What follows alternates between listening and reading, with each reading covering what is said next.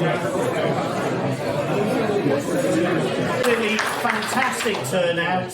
We didn't know how many people were going to come, and we've just been overwhelmed that you're all here supporting Sandy. If you remember back, it's only 2.5 years, it probably seems like a long 2.5 years to Sandy, that Theresa May called a shock general election. We had Brenda saying, what another one?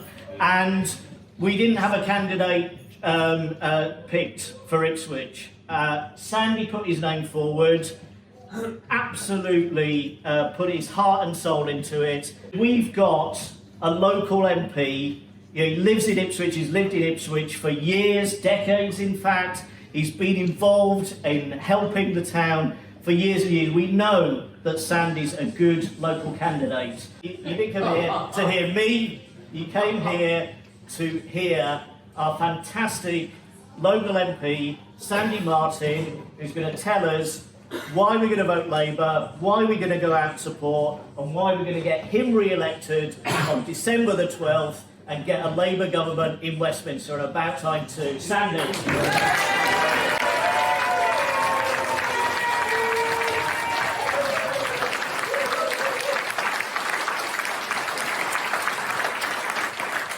Well, thank you, David, and welcome everybody. Thank you so much all for coming. And I just want to say, you know, we have got an absolutely brilliant borough council, Labour borough council here in Ipswich. We have 2 or 3 of the elements that we need, but what we also need is we also need a Labour government, and we need to make sure that the things that we want to do here in Ipswich are made possible. And one of the things that I know David will say is that a lot of the things that the Borough Council wants to do are being held back by this Tory government. So we need to change the political framework in which Ipswich can operate. It's not just about having a Labour MP, it's about having a Labour government as well. We need to make sure that we are supporting our schools and our hospitals and our police, that we're investing in the things that matter to the people in this country, like housing, like public transport.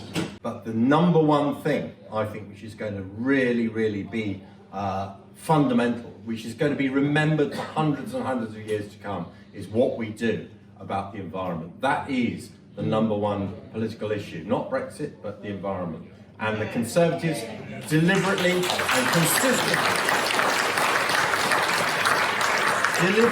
consistently have undermined what we tried to do when we were in government about the environment, and have stood in the way of what we want to do about protecting our environment. If this current leadership group of the Conservatives, if Boris Johnson and Jacob Rees-Mogg and the other people who are in the current cabinet of the Conservatives are re-elected with an overall majority, I reckon that they are going to be seriously watering down working rights. We've already heard from them some of the things that they might want to do. Get rid of TUP, make it easier to privatise things, reduce or make the minimum wage voluntary. I mean, how do you have a minimum wage that's voluntary? It's not. If it's voluntary, it's not a minimum wage. Reducing maternity and paternity rights, getting rid of any legal recourse, so that working people can actually make sure that they can hold their employers to account. Rents going up. I mean, I'm not at all surprised actually that they have done nothing to regulate or control private rented accommodation, because a third of the Tory MPs are actually private sector landlords anyway. And whatever they say about rents and the private sector, they have a vested interest personally in maintaining a shortage of housing so that they can maximise their rents. And bills and prices are likely to go up as a result of a no-deal Brexit.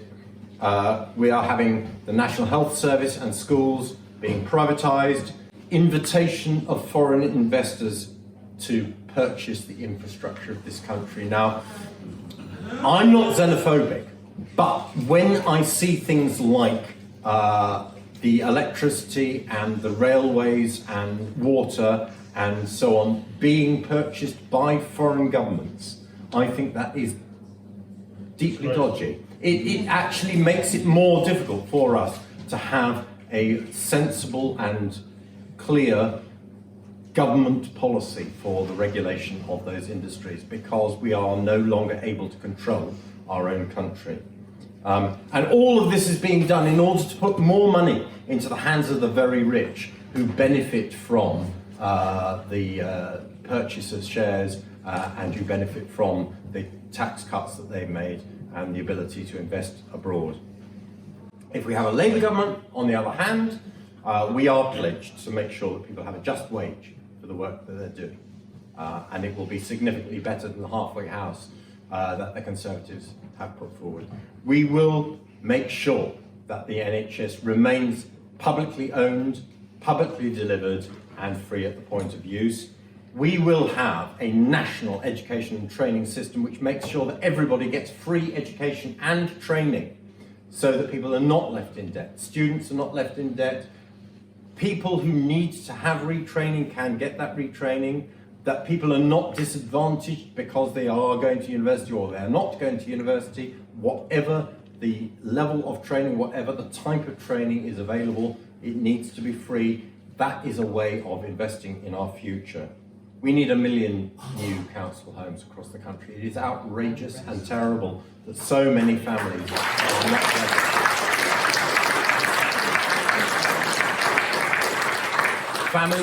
Families staying in their parents' house despite the fact they haven't got enough room, sleeping on the floors, people unable to get anything other than the shoddiest accommodation in the private sector. We need to make sure that there is a decent, publicly accountable service there for people. And actually, if we do that, if we have that 1 million council home building programme, it will reduce the incentive for private sector landlords to buy up other properties. It will make those other properties more available for people who can and want to afford to buy their own house as well. So we will have more people living in council properties and more people owning their own homes. I think that's a win-win situation.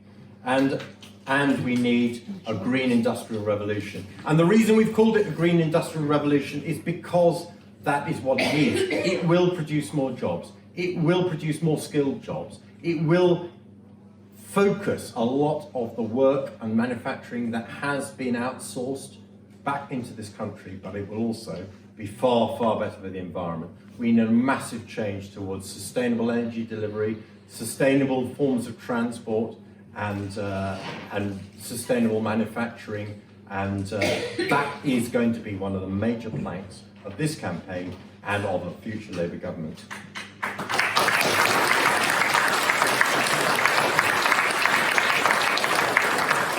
And of course, we need to deal with Brexit.